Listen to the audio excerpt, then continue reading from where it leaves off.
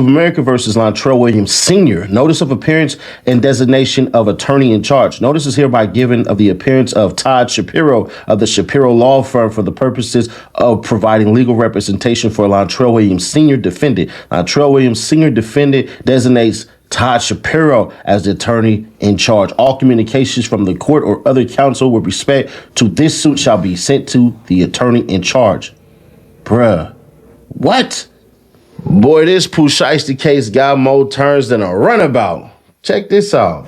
It's amended notice of motion and request to stay pretrial release order. The United States of America, the government hereby gives notice pursuant to 18 U.S.C. 3145 that it will move this court to revoke the order of United States Magistrate Annie T. Christoph releasing defendant Rodney Wright Jr. on pretrial conditions. The government further requests that this court extends the stay of Judge Annie T. Christoph's release order until such time as the motion can be heard, and order the United States Marshal Service to transport the defendant to the Dallas Division of the United States or the Northern District of Texas forthwith. On March 30th, we just go on and say what the hell happened.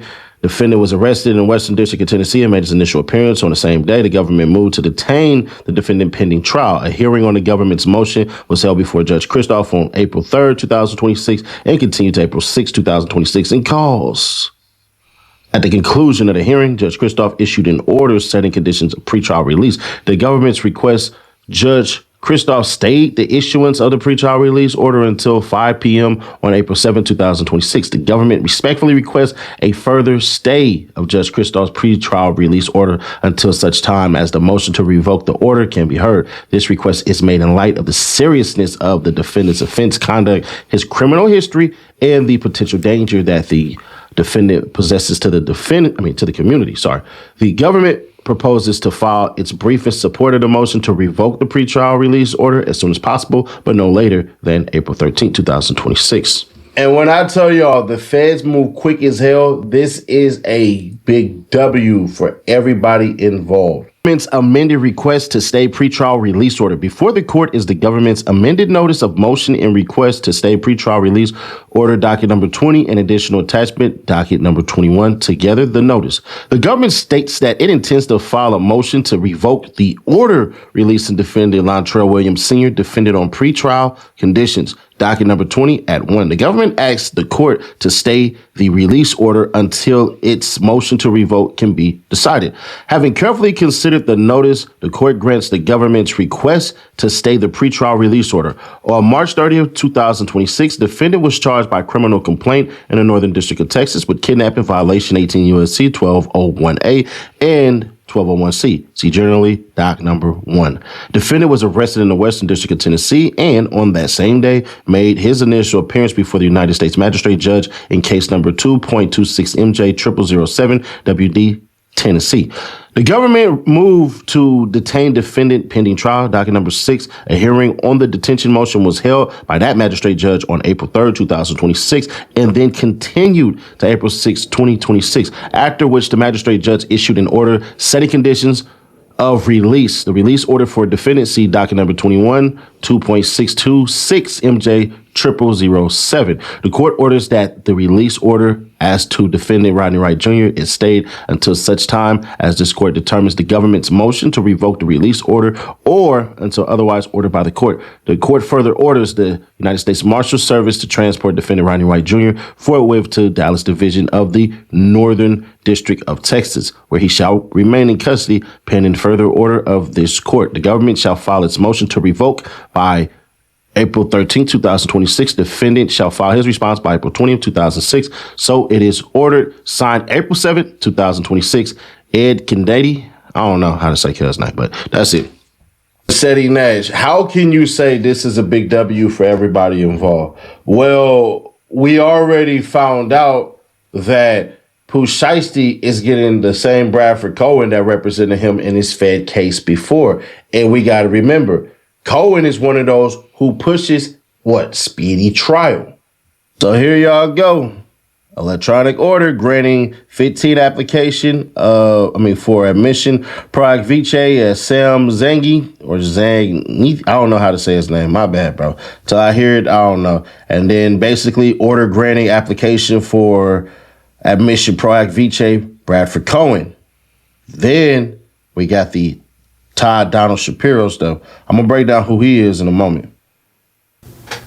YNW Melly retrial. Former YNW Melly attorney Bradford Cohen took to his Instagram on Sunday to share his thoughts on the speed of the retrial following reports it will possibly be pushed to 2026 due to the oral arguments beginning in September at the Courts of Appeal. In an IG post featured a report by Hot New Hip Hop, Cohen captioned, 7 years in waiting for a trial? After he self-surrendered, drove from Virginia to surrender himself, and the first trial was hung. When I had this case 7 years ago, I said that this case needed to go in the first 6 months. The state wasn't ready. The investigation was a complete shit show. Witnesses were all over the place. The speed was the way to win the case. Melly decided to go with a different legal team.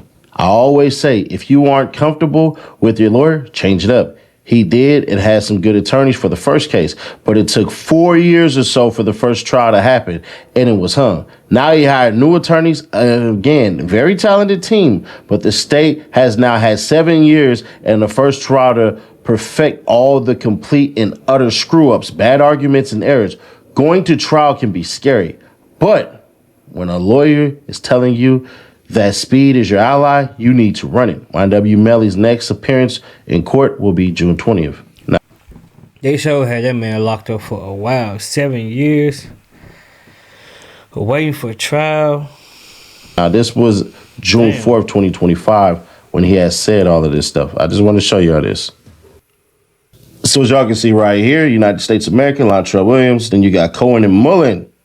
He out of Fort Lauderdale. And if you don't know, this is Bradford Cohen, who has actually worked with Pooh Shiesty before on his last case. So application will sign all filings with the name Bradford Cohen Esquire.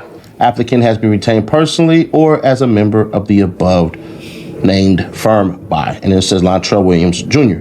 Y'all can see he has that mission date, all this stuff. He's all good. He's good in Florida, New York, and D.C. and California, 2023. Pro Hoc Vice. Please don't say Pro Hack Vice. Y'all know how that go. But anyways, we're good. He got his bar number, all this crap and everything he's going through. He's telling y'all where he's at. And he's messing with local counsel of record associated with applicant in this matter is John Helms. So that's one of Pooh Shiesty's other attorneys. Applicant has read and will comply with local criminal rules of this court. Of course you will. And there you go. He's showing that he's in great standing with the bar. And then he has his homeboy, Sam. I don't know how to say this. I'm not going to butcher it, but he's out of Miami. I'm assuming they went back to back on this like Shaq and Kobe. You feel me? So he's doing the exact same thing. And so now Pooh Shiesty's team is of 3. You feel me? Bruh, the perk of having curly eyelashes is not one. I just damn near ate my shirt trying to get this piece of freaking eyelash out my goddamn mouth. But anyways, back to it. One thing that Lawyers for Workers said that he was right on, even though we disagree with him damn near 80% of what he said bruh, that evidence that they claim that they have, they don't have as far as the video footage go. Me personally, I thought that they did. That's why I ain't nowhere near that courtroom. Y'all ain't finna pull another Chicago on me. But to be fair, he was right on that part. It was wrong on a bunch of stuff, but in that particular instance, he was right.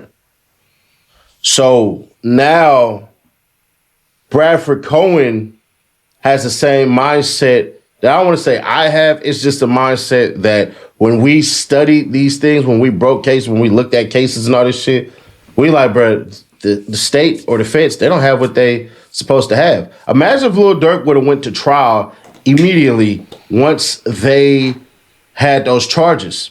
So them capturing these lawyers real quick, getting them all set up and all that stuff, that's a W. Because Bradford Cohen is like this, let's go to trial now.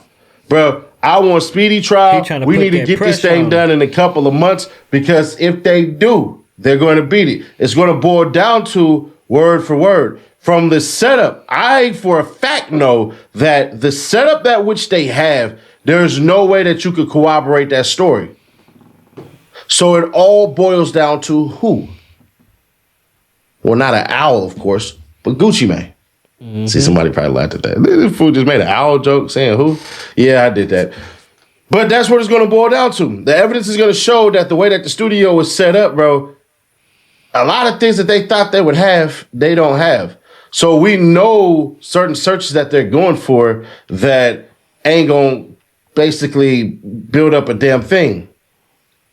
Because that story is told too many different ways. Now, the robbery and all that crap and his homeboys and all that shit, if Buddy come out, meaning the camera guy comes out and he takes the stand, that's going to be one of the testimonies that will seal the case as far as for what he says for the other people.